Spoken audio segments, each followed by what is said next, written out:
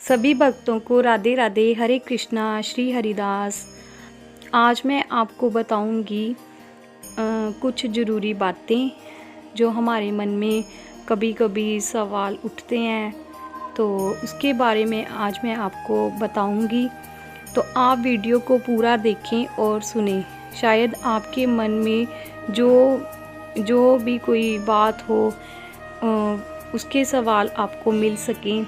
जिस घर में लड्डू गोपाल जी होते हैं और जो लड्डू गोपाल जी से इतना प्रेम करते हैं, उनकी सेवा करते हैं मन से, तो और प्रेम से उनकी सेवा करना चाहते हैं, तो आज मैं आपको उसी के बारे में बताऊंगी।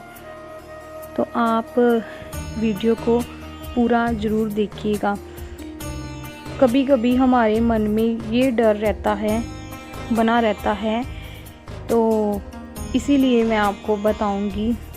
तो हम कई बार सोचते हैं कि क्या हम बिना नहाए अपने लड्डू गोपाल जी को उठा सकते हैं या उनको दूध चाय का भोग लगा सकते हैं। तो इसी के बारे में मैं आपको बताऊंगी। तो बिना नहाए सर्दियों में सुबह सुबह एकदम से हम सर्दियों में नहीं नहा पाते।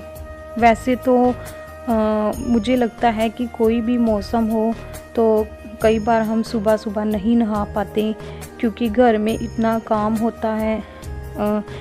स्कूल में बच्चों को भेजना होता है, किचन का काम होता है, हस्बैंड को ऑफिस भेजना होता है, तो घर के कई काम होते हैं सुबह सुबह जो हम घर में करते हैं।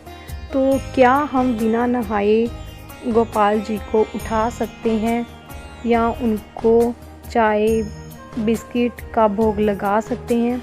तो इसी के बारे में आज हमारी वीडियो है। शायद हमारे मन को ये या आपके मन को तसल्ली हो सके और आपको पता लगे कि हम बिना नहाए भोग लगा सकते हैं या नहीं।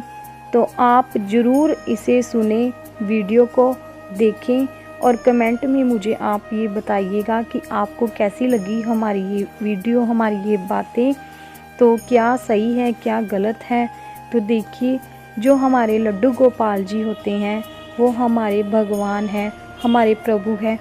इस बात को हम कभी नहीं भूल सकते। चाहे हम गोपाल जी को, लड्डू गोपाल जी को किसी भी रूप में उनकी सेवा क्यों ना हम करते हों या किसी भी रूप से हम उनको घर में लेकर आए हों। और दूसरी बात कि क्या हम बिना नहाए लड्डू गोपाल जी की सेवा कर सकते हैं, उन्हें उठा सकते हैं या उनको भोग दे सकते हैं, बिस्किट चाय का भोग लगा सकते हैं या नहीं लगा सकते। तो इसी बात का हमें ध्यान रखना है। तो देखिए, सबसे पहली बात जिसका हमें बहुत ध्यान रखना है, इनकी पवित्रता का, क्योंकि इनकी पवित्रता का हमें बहुत ही ज़्यादा ध्यान रखना है, क्योंकि ये हमारे भगवान जी हैं, हमारे लड्डू गोपाल जी हमारे प्रभु हैं। भगवान जी पवित्र होते हैं और इनका स्थान जो होता है, मंदिर जो स्थल बनाए जाते हैं वो पवित्र स्थानों में ही बनाए जाते हैं। तो इसीलिए इनका हमें बहुत ज़्यादा ध्यान रखना है, इनकी पवित्रता का। तो आप बिना नहाए नहीं उठा सकते लड्डू गोपाल जी को। लेकिन क्यों नहीं उठा सकते? क्योंकि हम रात को कैसी अवस्था में सो रहे हैं, हमें रात को वॉशरूम भी जाना पड़ता है और बच्चे छोटे होते हैं तो उनको भी उठाना जगाना पड़ता है, तो उनका भी करना पड़ता है। और जब हम सारी रात सोते हैं तो एक नकारात्मक ऊर्जा का भी वास होता है, तो ये सब अजीब सी फीलिंग होने लगती है। तो इसीलिए सुबह नहीं उठा सकते हम लड्डू गोपाल जी को और नहीं उठाना चाहिए लड्डू गोपाल जी को। तो अब हम क्या करें? तो उसके लिए आप घर में नियम ज़रूर बनाइए कि किस तरह से हम गोपाल जी की सेवा कर सकते हैं। इसी बात का हमें ध्यान रखते हुए घर में नियम बनाना चाहिए कि हम सुबह लड्डू गोपाल जी की सेवा कैसे करें।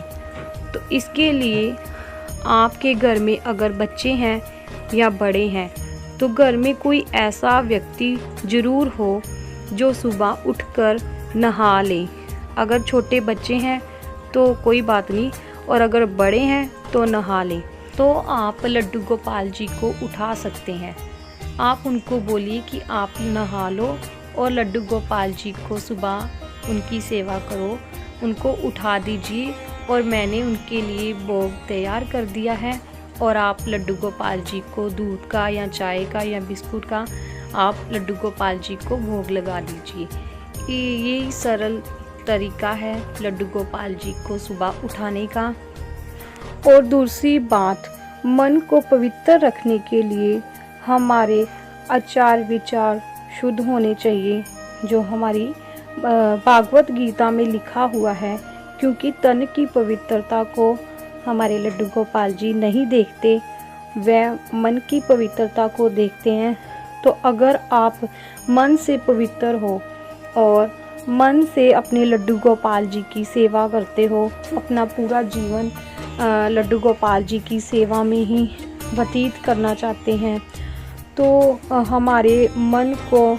हमें अपने मन को पवित्र रखना चाहिए। हमारे मन में किसी के प्रति कोई जलन, ईर्ष्या, द्वेष ना हो। तो अगर हम अपने मन को पवित्र रखते हैं, किसी दूसरे की तरफ देखकर जलन नहीं करते, जेलसी महसूस नहीं करते, ऐसे हमारे मन के भाव होने चाहिए, ऐसे हमारे मन के शुद्ध विचार होने चाहिए। फिर हम उठा सकते हैं अपने लड्डू गोपाल जी को बिना नहाए। तो पर ऐसे लोग कहाँ आजकल मिलते हैं। 100 में से कोई एक ही होगा जो भगवान जी के प्रति इतना प्रेम करता होगा, जो शुद्ध विचार रखता होगा। तो आजकल तो देखने को मिलता ही नहीं है ऐसा कोई। हम अपने लड्डू गोपाल जी को मुंह हाथ धोकर साफ शुद्ध कपड़े वस्त्र पहनकर फिर हम अपने लड्डू गोपाल जी को उठा सकते हैं। वैसे कितना टाइम लगता है, अगर हमारा प्यार लड्डू गोपाल जी के प्रति बहुत ज़्यादा है, अगर हम भक्ति में लीन रहते हैं, अगर आप भगवान जी से बहुत प्रेम करते हैं, तो आप कुछ भी कर सकते हैं अपने भगवान जी के लिए। तो कितना टाइम लगता है, सुबह आप 5 मिनट के लिए टाइम निकाल कर ज़्यादा ना सही थोड़ा सा नहा लें। नहाने के बाद आप लड्डू गोपाल जी की पूजा कर लें। थोड़ी सी आप अच्छे से नहीं नहा पाते तो आप काम करने के बाद फिर से नहा लीजिएगा। तो आप ऐसे भी अपने लड्डू गोपाल जी को उठा सकते हैं, उनको भोग लगा सकते हैं दूध का। तो ऐसे आप कर सकते हैं। और बिना नहाए, एक बात का और ध्यान रखना है, बिना नहाए मंदिर के अंदर नहीं जाना और मंदिर में हाथ नहीं लगाना, स्पर्श नहीं करना मंदिर को। मंदिर के जो पूजा के बर्तन हैं वो साफ़ नहीं करने। बिना नहाए आप मंदिर में नहीं जा सकते, इस बात का ध्यान रखना है हमें। तो अगर आप अपने लड्डू गोपाल जी को मंदिर में सुलाते हैं, कई अपने लड्डू गोपाल जी को मंदिर में ही सुलाना पसंद करते हैं, तो वो बिना नहाए कभी भी मंदिर में नहीं जा सकते और मंदिर में कभी भी अपने लड्डू गोपाल जी को नहीं उठा सकते, उनको स्पर्श नहीं कर सकते। बिना नहाए नहीं जाना है। तो अगर आप अपने रूम में अपने लड्डू गोपाल जी को साथ में सुला रहे हैं, तब आप अपना मुंह हाथ धोकर अच्छी तरह से साफ वस्त्र पहनकर तब आप अपने लड्डू गोपाल जी को दूध का भोग लगा सकते हैं, उठा सकते हैं। तब वैसे आपने ये बात भी सुनी होगी, आपको सबको पता ही है कि माता शबरी ने अपने श्री राम जी को जूठे बेर खिलाए थे। तो क्या उन्होंने अपने जूठे बेर खिलाए थे? क्या कोई जूठा किसी को खिलाता है तो वो अच्छी बात होती है? नहीं होती। पर क्यों खिलाए थे? क्योंकि उनका माता शबरी जी का राम जी के प्रति अथाह प्रेम था। वो उनसे अत्यंत प्रेम करती थी। उनके भाव, उनका विचार सब शुद्ध था। तो श्री राम जी ने उनकी पवित्रता देखी, उनका तन नहीं मन दिखा, मन से वो प्रेम दिखा।